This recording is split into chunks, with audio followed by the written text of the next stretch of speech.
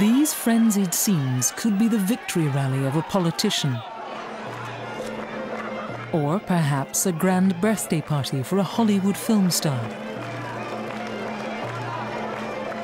Actually, the man at the center of all this attention is King Constantine of Greece.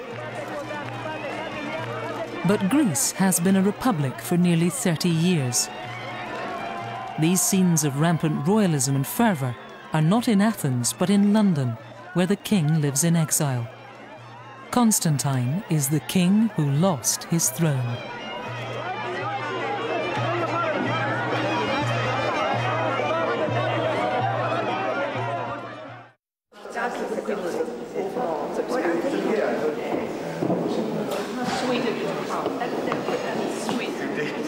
A royal wedding reception.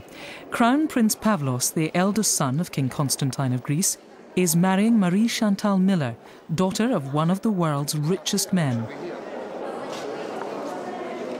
It's a royal watcher's paradise. The guests at this royal wedding are a who's who of the great and the good. To prepare the whole thing was quite difficult, but it was a very enjoyable day, I must say. I enjoyed every moment of it. It was great fun. The whole family was there. The whole family is the cream of European royalty. Many are known as the relatives. Your Majesties, Your Royal Highnesses, ladies and gentlemen, can I just have your attention for a minute? Everybody has a number who is in the photographs, and it's on this board, and there's another board next door. As you know, the Queen is the godmother of our daughter, and Prince Charles is the godfather of my son, and I'm the godfather of his son, and so it's all very close. Society photographer Lord Lichfield pushes protocol aside for practicality as monarchs and heads of state are herded into place.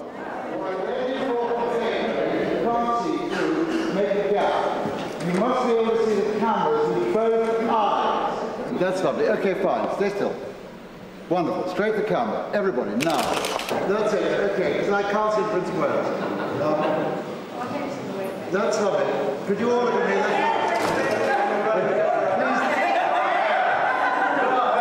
Everybody concentrate. That's wonderful. Stay still. Wonderful.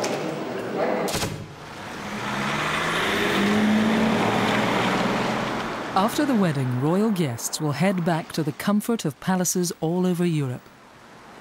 But King Constantine will not be travelling home to Greece, or even going home to a palace.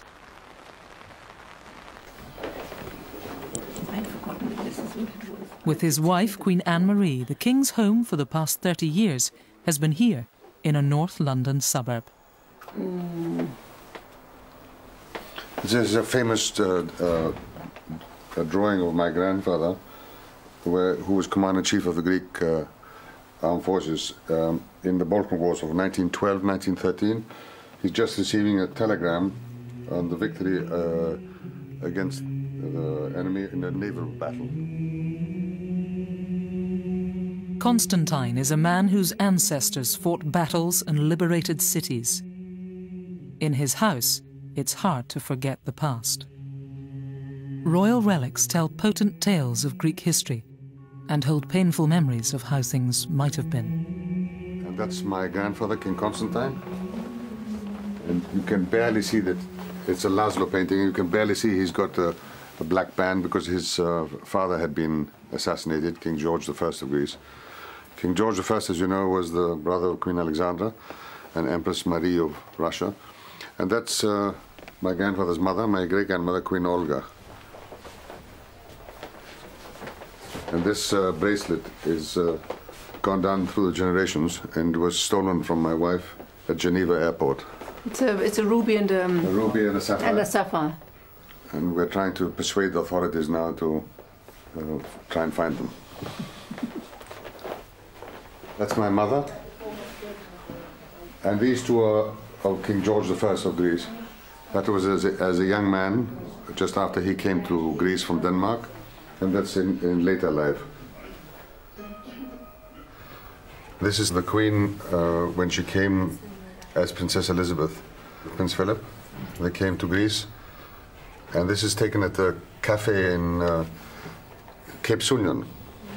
There's my father, and that's Prince Philip's sister, married to my mother's brother, Prince George of Hanover. And that's his two sons, Prince Carl of Hessen and Prince Rainer. This sweet little boy here is me.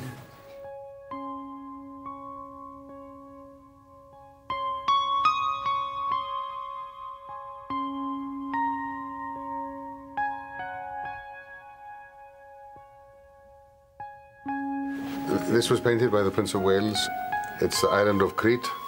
And he painted from the Britannia as they were passing on his honeymoon. And this is painted by him at Mount Athos, and it's one of the monasteries. So I think it's very beautiful. And you can see the evolution of the painter.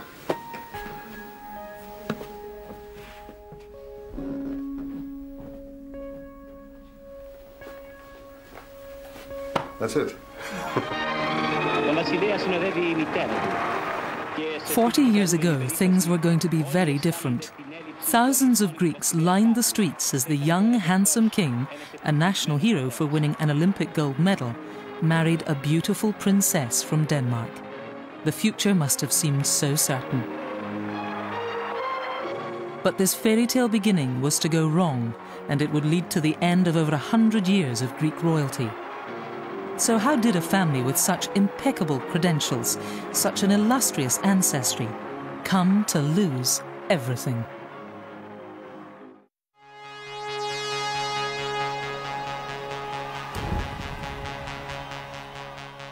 Crown Prince Constantine was selected to represent Greece in the Rome Olympics of 1960. Here he is leading the team at the opening ceremony.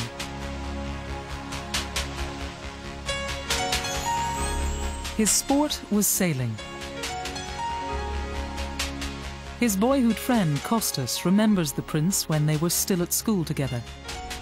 He always wanted to do things for the good of a team. I was in charge of the athletics team, and perhaps sometimes I needed somebody to participate who would only get 1 point, come 5th or 6th. He always volunteered. He was a real sportsman.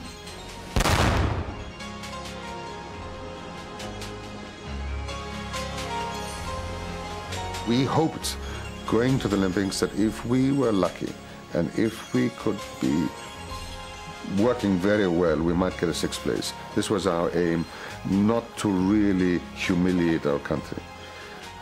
We never expected we were going to win the gold medal.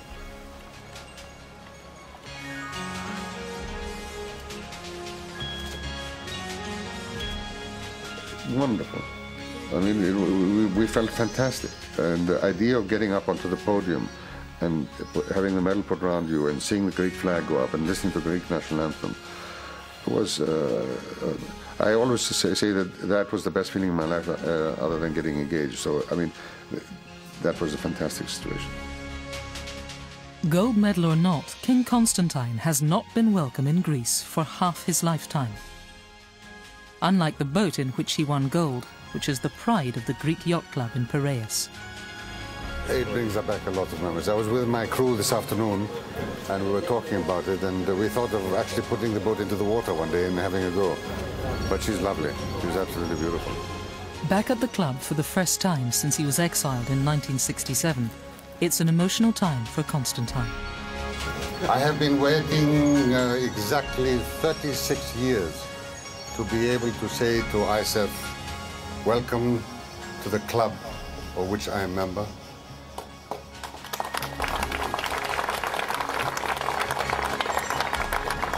And welcome to the club that I have the honor of being admiral of. Nearly half a century earlier, the gold medal-winning Crown Prince was greeted by his father, King Paul, on the tarmac at Athens airport.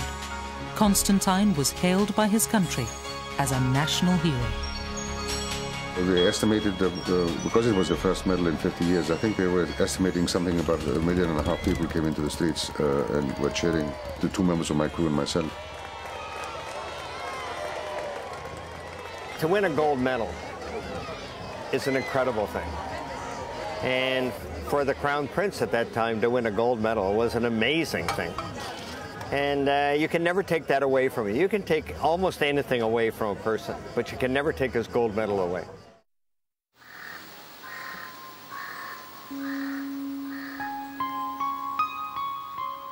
Just about everything else was taken away from him.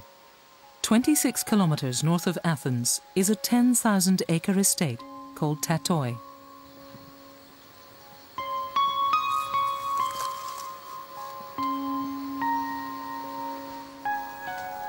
At its center is this house, which has been unoccupied since December 1967. It was once the family home to generations of the kings and queens of Greece. Constantine was only 27 and on the throne for less than 3 years when the nightmare of every monarch came true. Overthrow of the established order by military force. We were here, the Queen was expecting our eldest son, and we heard about it about 2 o'clock at night, and I called my aide who lived in the house up there, and he came down, knocked on this door. Lovely old door, and I just went to the telephone and tried to find out what was going on and tried to call the government, and the government had been arrested, and tried to call different commanders. Telephone lines were being cut all the time.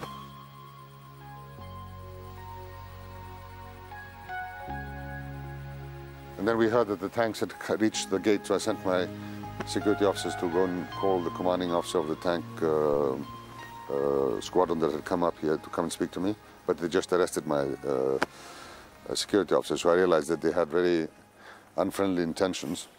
And I asked my security to withdraw up till here. There were only about 20 men. And they had, on that bit there, they had about, I think, 4 submachine guns and a couple of revolvers. But that's about it. Were you afraid for your life? No. I mean, you don't have time for that. I mean, you have to, you're so busy, you have to be on the telephone, try and work out what's going on and try to solve the problem. And then I went down to the military headquarters to try and work out what to do next and how to get my country out of this mess. This mess was a result of Greek politics in the mid-1960s, which were in turmoil. The coup came about a month before a general election, where a left-wing victory was certain. Afraid of civil chaos and their own loss of political power, a section of the army, led by a brigadier and 2 colonels, took the country by force. Over 10,000 people were arrested.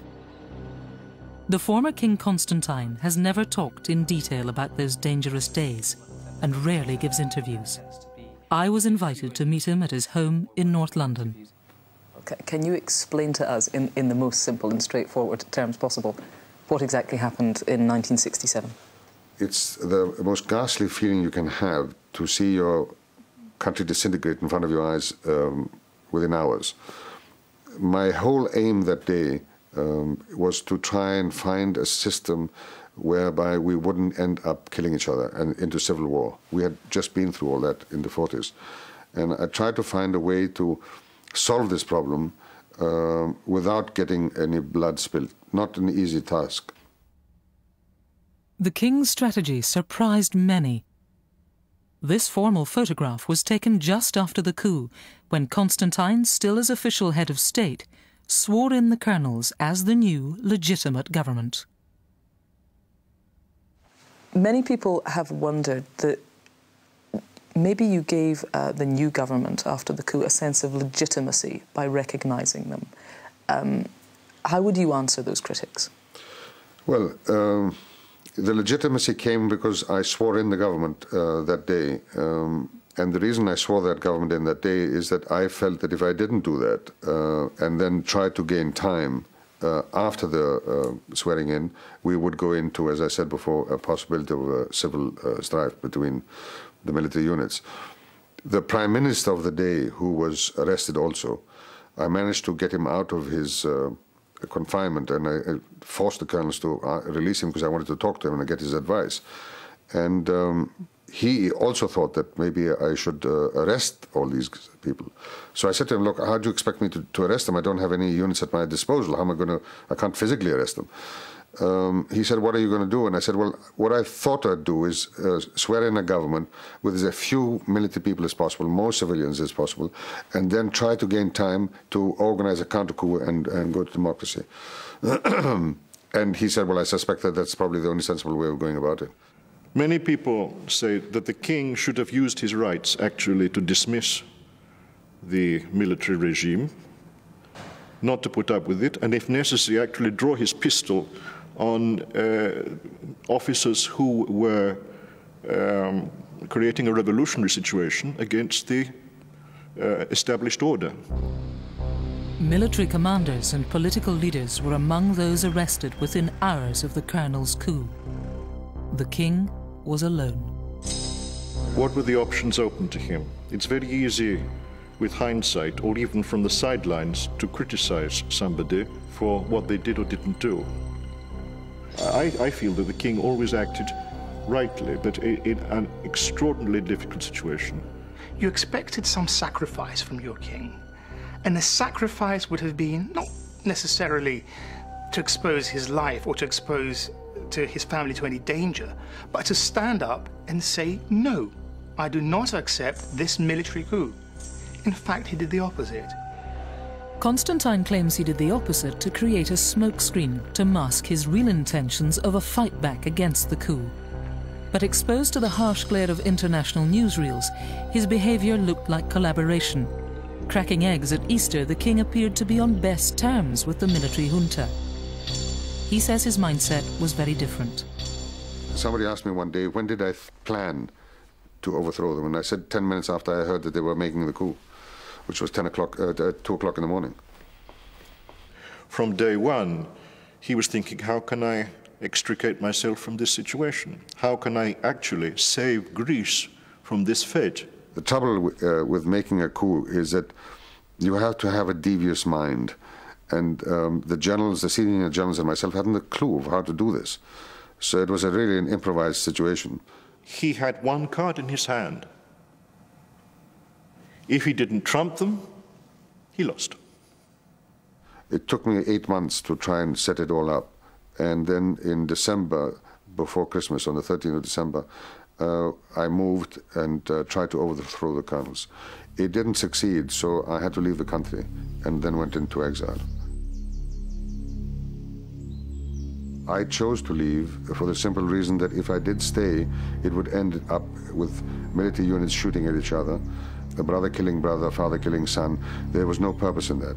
If my efforts to overthrow the colonels and restore democracy were to be successful, then they had to be successful in the first 2 hours. You can't drag that sort of thing on. If you could wind back the clock, being an older and much wiser man, is there anything you would have done differently? I would have done most of the things the same way, but far better. In the small hours of a chilly Thursday, the 14th of December, 1967, the Greek royal family fled into exile. The royal plane landed in Rome with only 5 minutes of fuel remaining. The family took few possessions with them.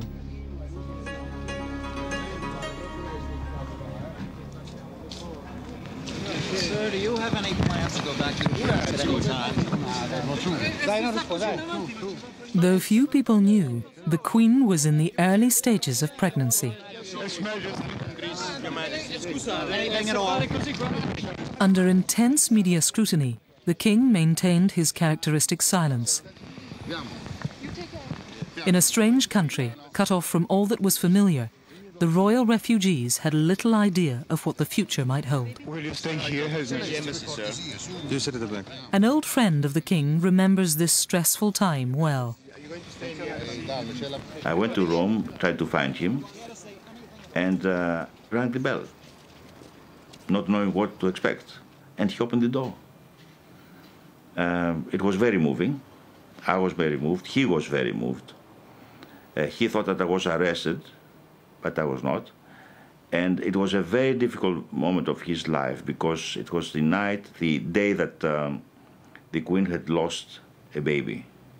She was expecting when she left on the 13th of December from Greece, and she lost that baby on the 16th. we decided to stay in Rome initially because that's enough fuel that I had in my plane when I left Greece. I couldn't go any further. So we landed there, and so I wanted symbolically to show the Greek people that while they were under dictatorship, they were not forgotten, and we would work for their freedom. 2 weeks after his failed fight back, newsreel cameras recorded this. The royal family, apparently without a care in the world, enjoying Christmas at the Greek ambassador's residence in Rome. This show of normality might have fitted with royal protocol, but it wasn't doing the king's image any favours. The next step you would have expected from the King of Greece, from a king of any country, was to condemn the status quo existing in his country. He never did that while he was in exile, while he was abroad. And that counts a lot. That counts a lot. As time passed, the colonel's junta tightened its grip and became increasingly brutal, crushing any opposition. Gruesome stories of torture and oppression emerged. There were worldwide protests. The king, in exile, remained silent.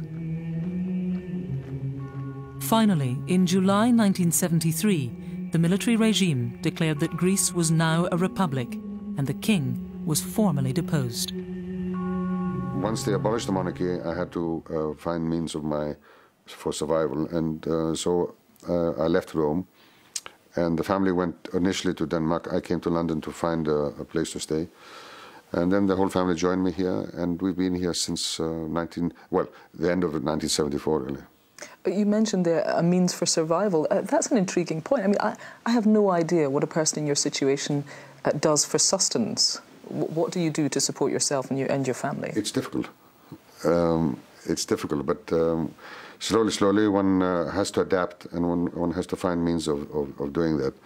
But initially it was quite a problem, but these things happen. And are you willing to tell me how you overcame the problems and what you did? Well, it's very private, that. So, but we managed to survive. In 1974, the king and queen settled into the Surrey village of Chobham with their 3 children, Alexia, Pavlos and Niklaus. Later that same year, the junta collapsed. Naturally, the Greek royal family were optimistic about a return to Greece. But the new democratic government ordered a referendum on the future of the constitution and the monarchy. Claiming it might cause civil unrest, the new prime minister said he would telephone the king when he could return. The call never came, and the king campaigned from exile in England. Greece voted 2-1 for the abolition of the monarchy. Up until you lost your place in Greek life, how did you feel your relationship was with the public? It was very much the same as it is in England. I mean, in all the big state functions and going, let's say, on the national days, there were huge crowds in the streets identifying the king or the crown at the time. But the circumstances of our life changed, you know, when the dictatorship happened. Then I had to leave the country. Then I was away from the public for so long. It was very difficult for me and for them, because you can't equate with them. And since the referendum of 1974, he's officially been ex-King of Greece. Although even today in the court circular, which is published in British newspapers, he's always referred to as King Constantine of the Hellenes.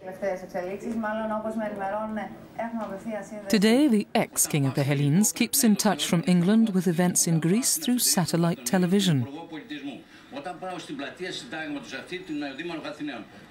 Had technology like this been available during the time of the colonel's coup and the referendum, Greek royal destiny may have been very different.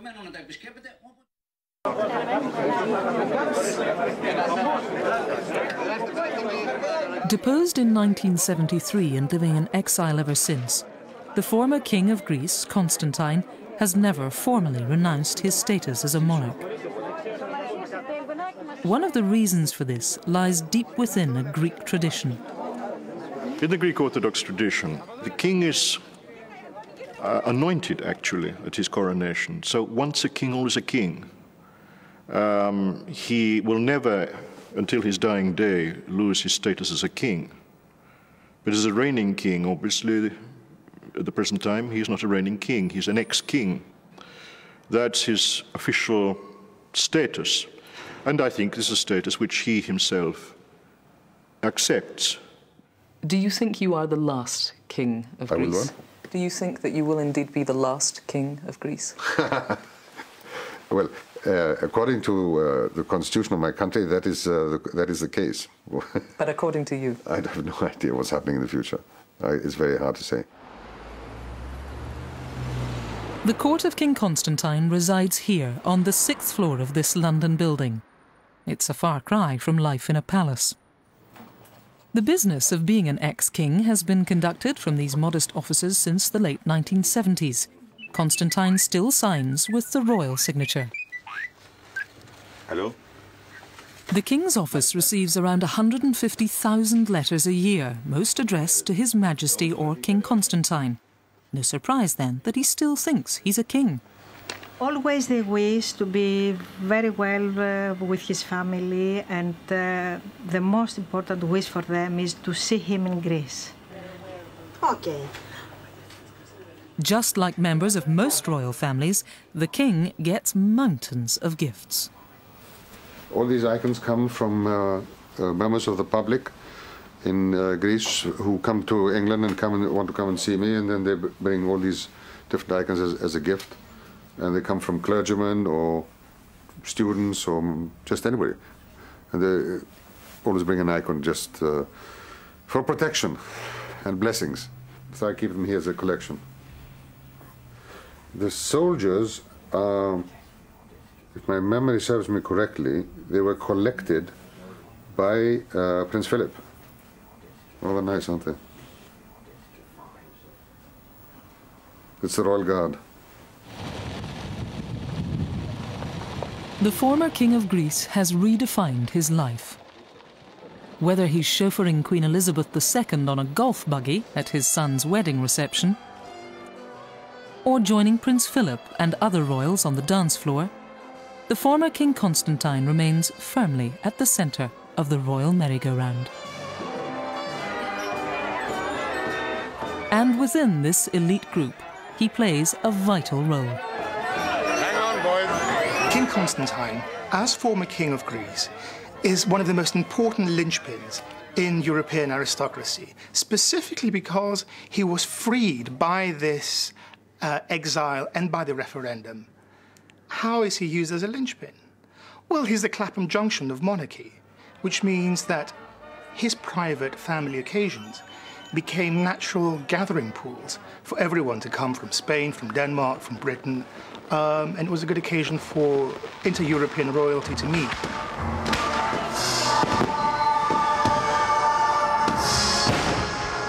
For instance, on his 60th birthday, he invited a number of high-profile guests, including royalty, with whom they're family. One of them, two people, were Prince Charles and Camilla Bowles, and that was the first time that the couple, Charles and Camilla, were seen together in public. It was a happy occasion for me, and I just asked him if he would join. I mean, you know, it was my birthday, and he very sweetly hosted the lunch, and so I asked if they would all be there, you know. And but it served its purpose, because after that, the Charles and Camilla train could sort of gather some momentum and perhaps be tested in the media and on the British public.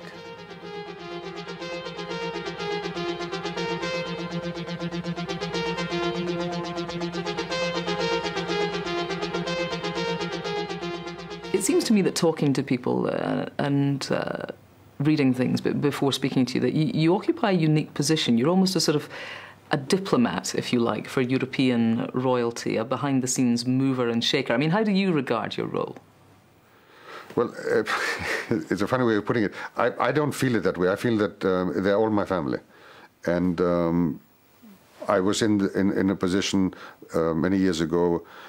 I'm not in that position now, but I still equate with them, and I can get on with them very well. And it's much more, from my point of view, looking at them as a family with the knowledge that they have a very important job to do. In the final analysis, what we all try to do is service to the people. That's basically what monarchy is all about.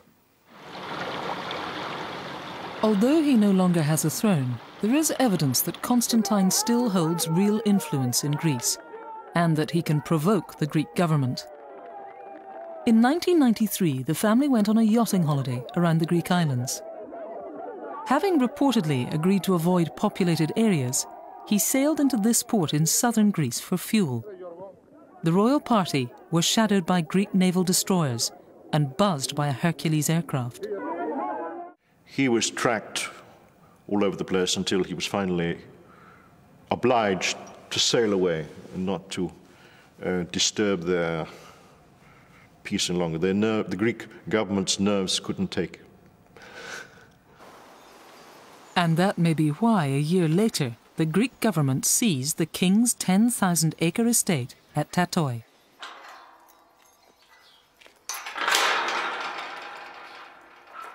For the king, returning to Tatoi, the home he was forced to abandon nearly 40 years ago, it's a sentimental journey. Tatoi is now a national park. This was my home. This was what I called home. This is where we lived. There's a lot of emotion in this whole place because it was originally bought by my great-grandfather, King George I, who came to this country from Denmark as a young man aged about 17 and became the king of the Hellenes, and he reigned for 50 years. It was not bought by money that came to him as a salary. It was money that came from Denmark. He bought it himself so he could have his own private place. Since it was bought in 1871, the estate at Tatoi has passed down through several generations of the Greek royal family. Since being in exile, Constantine has had to fight to establish his right to his own land. Now we'll come to the sort of last turn before the house, and on the right was where all the vineyards were. And the stags used to love coming in there. And all this, I don't know what they're doing this for. This is just for the public. I don't know what it is. But all this was vineyards, and I had to put up huge fences because they used to go in and eat all the grapes. And they would roar like mad in that whole area. And that's, you see down there, that patch. I don't know if you can see it behind that lovely tree. That's where I had my helipad, and I used to land my helicopter to come home from my office to have lunch with the Queen and my little daughter, and then I would fly back again to work.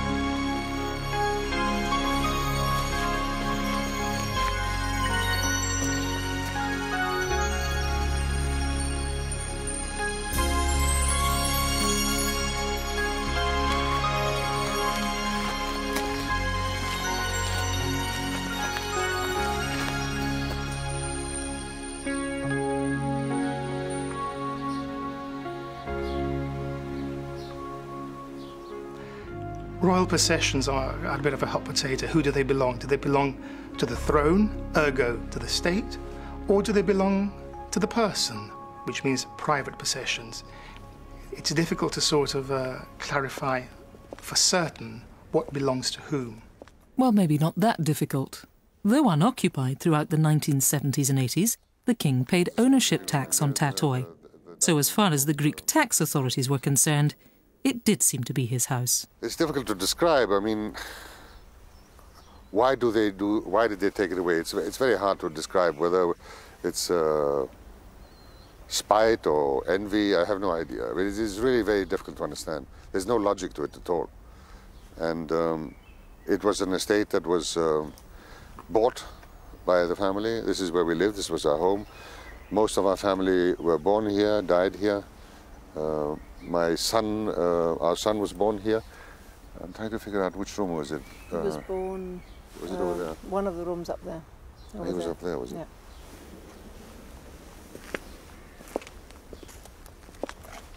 And down here is an artificial pond, and there was a... It was a swimming pool. A swimming pool. The pond is underneath here. And there's the swimming pool, which was a massive failure. Your parents built that, no? Yes, it wasn't very good. And then further down, behind the trees, is a small place where there was a tennis court. It's very thick. All this, you see, all these things, my father used to come out in the mornings every day of his life and clear all the undergrowth so you could see quite far away.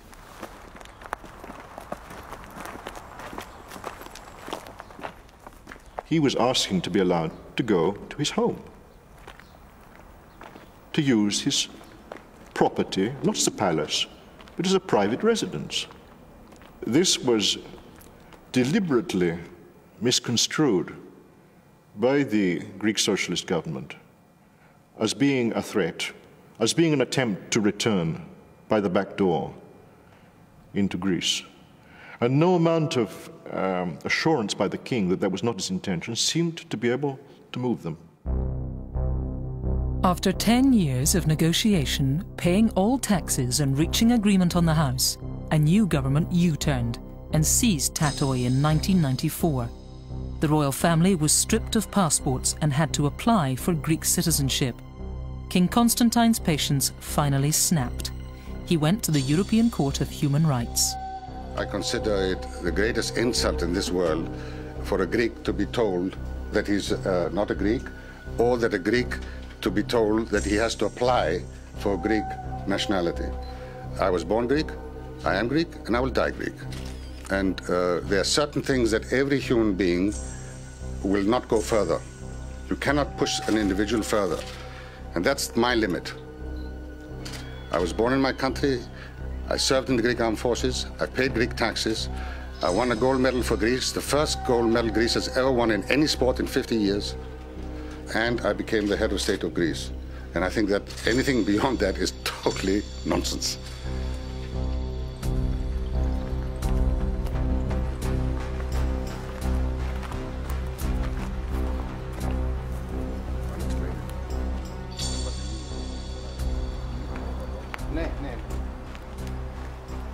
That's my father, that's my mother. And these wreaths, I brought them here in the beginning of March, because it was the 40th anniversary of my father's passing away. And I had a memorial service, so we put the wreaths here of my family and my sister's family from Spain. And now they'll have to clear them all away because they've all... It looks rather sad. After long deliberation, the European Court ruled that the human rights of King Constantine had been violated. Tatoi was his. But he still didn't get the house back, because the ruling allowed for compensation to be paid, rather than returning the king's seized property. And in this chapel is buried my grandfather, King Constantine, and also my grandmother, Queen Sophia, who was the sister of Kaiser Wilhelm. And also today, as he walks around his family's graveyard, the king is just a visitor. It's as if the Greek government had wished to wipe royal history from the records. Prince Andrea, if you want, of Greece is there, who's Prince Philip's father. My grandmother's there, who's the sister of the Kaiser. My great-grandfather's there, who is the son of the King of Denmark. So it goes on and on. Queen Sophia was also the granddaughter of Queen Victoria. Queen Victoria. So you see, everybody comes from two sides. Denmark, King Christian IX, Britain, Queen Victoria. And they all sort of crisscrossed it down. I mean, us too. If you get the book of all the families, it'll take you long time. A long time to work it all out. So I think Prince Andrew is over there. And now we'll see my uncle and my parents.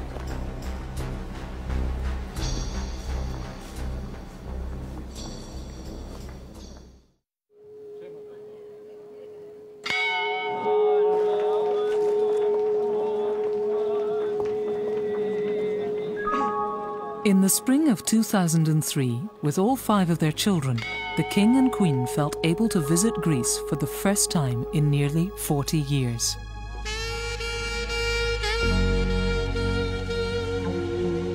Having won his case in the European court, King Constantine clearly felt relaxed about returning home. With all disputes resolved, he was keen to test the reaction of the Greek government. I think the case finished in November and we took the plane and went back to Greece in February, which I think took a lot of people by surprise, but at least we broke the ice. I was with them. Everybody in the streets was nice to them. Everybody greeted them. All the media was after them. There were about 10 television cameras following them. So the government could not react anymore. Though apparently relaxed meeting the people of northern Greece, some issues remained unresolved. One of these was that the funds the government used to pay the king in compensation for tatoi had a political sting in the tail. The thing that upset me a lot was that the compensation that they gave me came from the budget that deals with natural catastrophes like earthquakes and floods. And I thought that was perhaps below the belt to take money away from people who would need it because of this sort of catastrophe. We have a request from a village in just north of Arta. There are about four or five villages that were very badly affected by earthquake. And spurred on by their sense of injustice, the royal family sought a way to get the money back to the Greek Disaster Fund. They formed a foundation to fund the rebuilding of shattered communities. It's named after the Queen, the Anna Maria Foundation. I mean, I would like to see it and then check with the board if they approve the amount of money that we want to spend and for what. Right. Which means actually that the sooner we can go to see it, the better. That's right. Absolutely correct. He's developed his life as best he can, but always having as the touchstone what he can offer to Greece and the people of Greece. He remains, to all intents and purposes, their king in waiting if they need him. And there's no doubt that as one of the veterans of the International Olympic Committee, the king helped get the Olympic Games to Greece in 2004. Well, yeah, I think he did everything he could. I know that during the bid he went to his friends at the IOC, and the IOC is a strange group. I'm an IOC member. There's only 120 of us, so it's a very close fraternity. And so, you know, you do have your friends, and he went to them. I'm sure he went to 30 or 40 of them and said, look, at time for Athens. I think he worked very hard. Though looking like an ordinary family out shopping or on a sightseeing trip, even a casual stroll round Athens becomes something of a royal walkabout.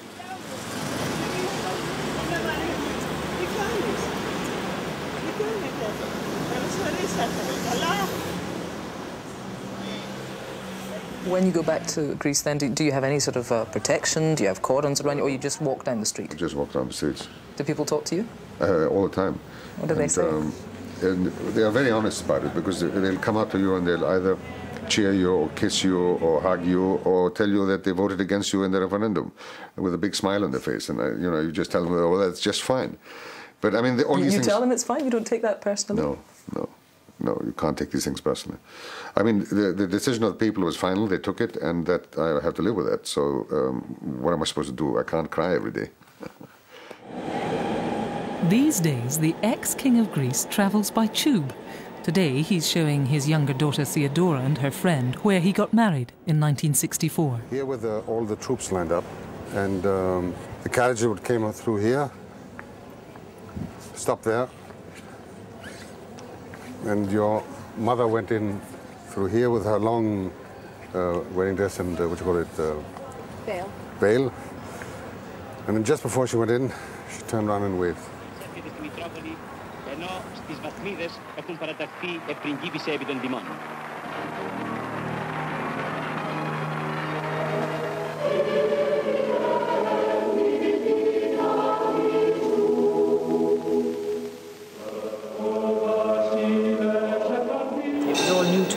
So it was in a way quite strange for me, but it was very beautiful.